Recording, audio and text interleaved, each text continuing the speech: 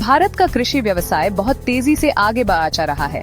यह क्षेत्र भारतीय अर्थव्यवस्था में बहुत बड़ा योगदान देता है और लाखों किसानों को रोजगार देता है। कृषि उत्पादों का निर्यात भी बढ़ रहा है। भारत चावल, गेहूं और गन्ने जैसी कई फसलों का एक प्रमुख उत्पादक है। भारत मसालों और चाय का भी एक बड़ा निर्यातक है। सरकार कृषि व्यवसाय के विकास में सहयोग करने के लिए प्रतिबद्ध है। भारत सरकार ने किसानों की मदद के लिए कई नीतियां लागू की हैं। इनमें फसल बीमा योजनाएं और आदानों पर सब्सिडी शामिल हैं। सरकार सिंचाई और भंडारण सुविधाओं जैसे बुनियादी ढांचे में भी निवेश कर रही है।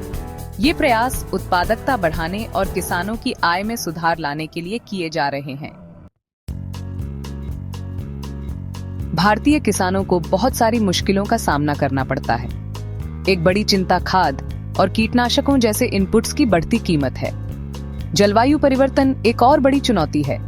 सूखा और बाढ़ जैसी एक्सट्रीम वेदर इवेंट्स अब आम होती जा रही हैं। इन घटनाओं से फसलों को नुकसान हो सकता है और पैदावार कम हो सकती है। जलवायु परिवर्तन अनप्रेडिक्टेबल वेदर पैटर्न्स भी लाता है, जिससे किसानों के लिए अपने क्रॉपिंग साइकिल्स की योजना बनाना मुश्किल हो जाता है। एक्सट्रीम वेदर इवेंट्स की बढ़ती आवृत्ति और इंटेंसिटी कृषि उत्पादकता और किसानों की आजीविका के लिए खतरा पैदा करती है। इनपुट्स की बढ़ती लागत किसानों की आय पर दबाव डालती है। किसानों को अक्सर इन इनपुट्स को खरीदने के लिए कर्ज लेने के लिए मजबूर होना पड़ता है, जिससे कर्ज का एक चक्र बन सकता है। टेक्नोलॉजी इंडियन खेती में बहुत बड़ा बदलाव ला रही है, जैसे कि ड्रोन का इस्तेमाल कई कामों के लिए हो रहा है, जैसे फसलों की निगरानी, कीटनाशकों का छिड़काव और बीज बोना भी। ड्रोन से फसलों की देखभाल ज्यादा सही और असरदार तरीके से हो सकती है। इंटरनेट ऑफ थिंग्स यानी IoT भी एक बड़ा बदलाव लाने वाला है। खेतों में सेंसर लगाए जा रहे हैं ताकि मिट्टी की नमी, तापमान और बाकी चीजों का डेटा इकट्ठा किया जा सके। इस डेटा से किसानों को सिंचाई, खाद और कीट नियंत्रण के बारे में सही फैसले लेने में मदद मिलती है। IoT तकनीक खेती में डेटा के आधार पर फैसले लेना आसान बनाती है। ब्लॉकचेन टेक्नोलॉजी की खेती में संभावनाओं को भी तलाशा जा रहा है। इससे खेती के उत्पादों को खेत से लेकर उपभोक्ता तक पहुंचने तक ट्रैक करने में मदद मिल सकती है, जिससे सप्लाई चेन में पारदर्शिता और पता लगाने की सुविधा मिलती है। ग्राहक अब अपने खाने के स्रोत के बारे में जानने में ज्यादा रुचि रखते हैं। भारत सरकार ने खेती बाड़ी के विकास के लिए कई नीतियां लागू की हैं। प्रधानमंत्री फसल बीमा योजना यानी PMFBY एक फसल बीमा योजना है जो प्राकृतिक आपदाओं के कारण फसल के नुकसान की स्थिति में किसानों को आर्थिक सहायता प्रदान करती है। यह योजना किसानों को मौसम की अनिश्चितताओं से होने वाले नुकसान से बचाने में मदद करती है। सरकार खेती में तकनीक के इस्तेमाल को भी बढ़ावा दे रही है। इसने ड्रोन, IoT और अन्य तकनीकों को अपनाने के लिए कई पहल शुरू की हैं। इन पहलों का उद्देश्य भारतीय कृषि को और अधिक कुशल और लचीला बनाना है।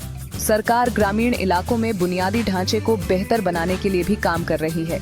इसमें बेहतर सड़कें बनाना, बिजली उपलब्ध कराना और सिंचाई सुविधाओं में सुधार करना शामिल है। ये प्रयास कृषि उत्पादकता बढ़ाने और किसानों को बाजारों से जोड़ने के लिए महत्वपूर्ण हैं।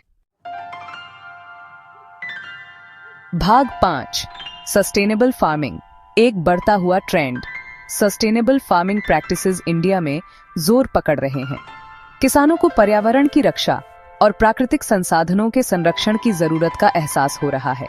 वे ऐसी प्रैक्टिसेस अपना रहे हैं जो पर्यावरण के अनुकूल और आर्थिक रूप से व्यवहार्य दोनों हैं। ऐसी ही एक प्रैक्टिस है ऑर्गेनिक फार्मिंग। ऑर्गेनिक फार्मिंग में सिंथेटिक पेस्टिसाइड्स और फर्टिलाइजर्स का इस्तेमाल नहीं होता। ये मिट्टी की उर्वरता बनाए रखने और कीटों को नियंत्रित करने के लिए प्राकृतिक तरीकों पर निर्भर करता है। ऑर्गेनिक प्रोडक्ट्स स्वास्थ्य के प्रति जागरूक उपभोक्ताओं के बीच लोकप्रिय हो रहे हैं। एक और सस्टेनेबल प्रैक्टिस है कंजर्वेशन एग्रीकल्चर।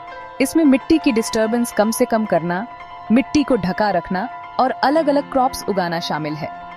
ये प्रैक्टिसेस मिट्टी के स्वास्थ्य को बेहतर बनाने, पानी बचाने और मिट्टी के कटाव को कम करने में मदद करते हैं।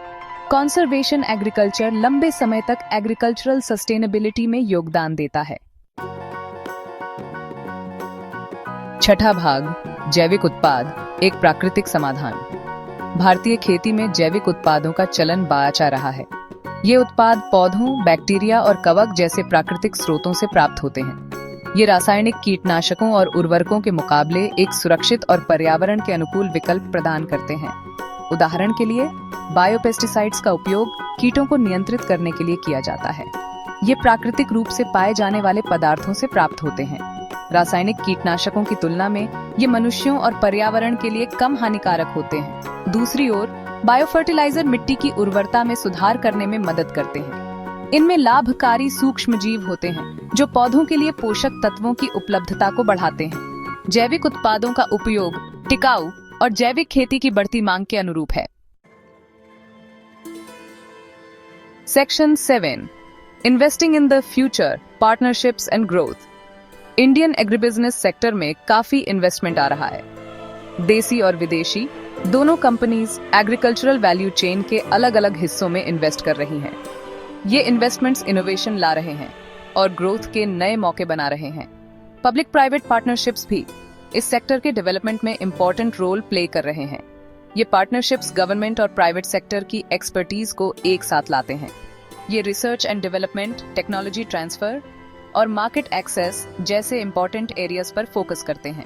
इंडियन और इंटरनेशनल रिसर्च इंस्टीट्यूशंस के बीच कोलैबोरेशंस भी एग्रीकल्चर में इनोवेशन को बढ़ावा दे रहे हैं। ये कोलैबोरेशंस नए क्रॉप वैरायटीज डेवलप करने, लाइवस्टॉक ब्रीड्स इंप्रूव करने और क्लाइमेट चेंज जैसी नई चैलेंजेस का सोल्यूशन ढूंढने पर फोकस करते हैं। ये एग्रीकल्चरल नॉलेज और प्रैक्टिसेस को आगे बढ़ाने में मदद करते हैं। सेक्शन 8 किसान की आवाज, इन्फ्लुएंसेस एंड डिसीजंस। किसान भारतीय खेती की रीढ़ हैं। खेती की तरक्की के लिए उनकी जरूरतें और उम्मीदें समझना बहुत जरूरी है। किसान अक्सर फैसले लेने के लिए पुराने ज्ञान और नई तकनीक दोनों का इस्तेमाल करते हैं। किसानों के फैसलों में परिवार और पड़ोसियों का बहुत बड़ा हाथ होता है। किसान अक्सर अपना अनुभव बांटते हैं और एक दूसरे से सीखते हैं। खाद बीज बेचने वाले और कृषि विशेषज्ञ भी किसानों के लिए जानकारी के अहम स्रोत हैं। मोबाइल फोन और इंटरनेट के बढ़ते इस्तेमाल से किसानों को और भी ज्यादा जानकारी मिल रही है। अब वे अपने मोबाइल से मौसम की जानकारी, बाजार भाव और सरकारी योजनाओं के बारे में पता कर सकते हैं। इससे वे बेहतर फैसले ले पाते हैं। भाग 9 एक उम्मीद भरा भविष्य, भारतीय कृषि व्यवसाय का भविष्य।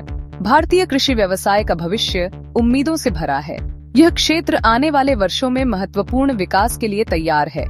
बढ़ती जनसंख्या और बढ़ती आय के कारण भोजन की बढ़ती मांग इस क्षेत्र के लिए एक बड़ा अवसर प्रस्तुत करती है। तकनीकी प्रगति, सरकारी समर्थन और टिकाऊ कृषि का बढ़ता चलन इस विकास को गति देगा। इस क्षेत्र में निवेश, नवाचार और रोजगार सृजन में वृद्धि की संभावना है। हालांकि जलवायु परिवर्तन, पानी की कमी और बेहतर बुनियादी ढांचे की आवश्यकता जैसी चुनौतियों का समाधान इस क्षेत्र के सतत और समावेशी विकास को सुनिश्चित करने के लिए जरूरी है। भारतीय कृषि का भविष्य इन चुनौतियों का अभिनव समाधान खोजने पर निर्भर करता है। यह किसानों को सशक्त बनाने और उनकी भलाई सुनिश्चित करने पर भी निर्भर करता है।